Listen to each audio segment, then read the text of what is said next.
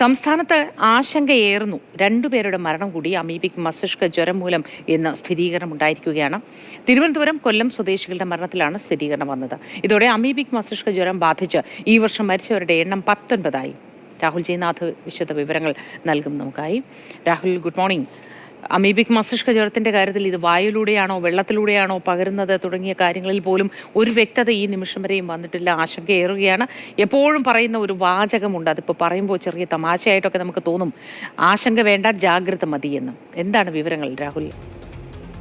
മോദി എന്തായാലും എങ്ങനെയാണ് ഈ രോഗം പടരുന്നത് എന്നുള്ള ഒരാശങ്ക അത് കുറച്ചധികം ദിവസങ്ങളായി ആളുകളുടെ മനസ്സിൽ നിൽക്കുകയാണ്. കാരണം എത്തരത്തിൽ ആണ് ഈ അസുഖം പടരുന്നത്, അത് എങ്ങനെ തടയാൻ കഴിയും, അല്ലെങ്കിൽ വ്യക്തമായൊരു ധാരണ എങ്ങനെ ഉണ്ടാക്കാൻ കഴിയും എന്നുള്ള ചോദ്യം നിലനിൽക്കുന്നുണ്ട്. എന്തായാലും ഇന്നലെയാണ് 2 മരണം കൂടി സ്ഥിരീകരിക്കുന്നത്. കൊല്ലം, തിരുവനന്തപുരം ജില്ലകളിലാണ് 2 പേർ മരിക്കുന്നത്. കൊല്ലം വെളിനല്ലൂർ സ്വദേശിയായ 52 വയസ്സുള്ള ഈ 91 വയസ്സുള്ള പുരുഷൻ്റെ മരണവും, ഒപ്പം തിരുവനന്തപുരം മുട്ടത്തറ സ്വദേശി 91 വയസ്സുള്ള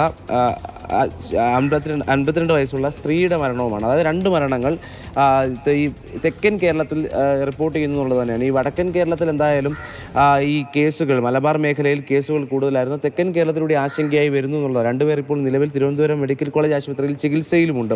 അതുകൊണ്ട് തന്നെ ഈ കേരളം ഒട്ടാകെ ഇതിൻ്റെ ഭീതി ഉണ്ടാകുന്നു എന്ന് പറയുമ്പോൾ തന്നെ അതിൻ്റെ വ്യാപ്തി വളരെ വലുതാണ്. അപ്പോൾ നേരത്തെ സൂചിപ്പിച്ചതുപോലെ, ആദ്യം മോദി സൂചിപ്പിച്ചതുപോലെ, എത്തരത്തിലാണ് ഇത് പ്രതിരോധം തീർക്കേണ്ടത്, എവിടെ നിന്നൊക്കെയാണ് ഈ രോഗം ഉണ്ടാകുന്നത് എന്നുള്ള ചോദ്യം നിലനിൽക്കുന്നുണ്ട്. ആദ്യഘട്ടത്തിൽ ഈ കെട്ടിക്കിടക്കുന്ന വെള്ളത്തിൽ, കുളത്തിൽ നിന്നും അങ്ങനെ കെട്ടിക്കിടക്കുന്ന അവസ്ഥയിലുള്ള വെള്ളത്തിൽ നിന്ന് രോഗം പടരുന്നു എന്ന് പറഞ്ഞിരുന്നെങ്കിൽ അതിനപ്പുറത്തേക്ക് അത്തരത്തിലുള്ള സാഹചര്യങ്ങളിലൂടെ കടന്നു പോകാത്ത ആളുകൾ കൂടി രോഗം വരുന്നുണ്ട്. അപ്പോൾ എത്തരത്തിലാണ് രോഗം പടരുക, ആ രോഗം ഉണ്ടാകാനുള്ള കാരണങ്ങൾ അല്ലെങ്കിൽ സാഹചര്യങ്ങൾ എന്തൊക്കെയാണ് ഒഴിവാക്കേണ്ടതെന്നുള്ള ചോദ്യം വലുതായി നിലനിൽക്കുന്നുണ്ട്. നിലവിൽ എന്തായാലും 69 പേർക്ക് രോഗബാധ സ്ഥിരീകരിച്ചിട്ടുണ്ട്.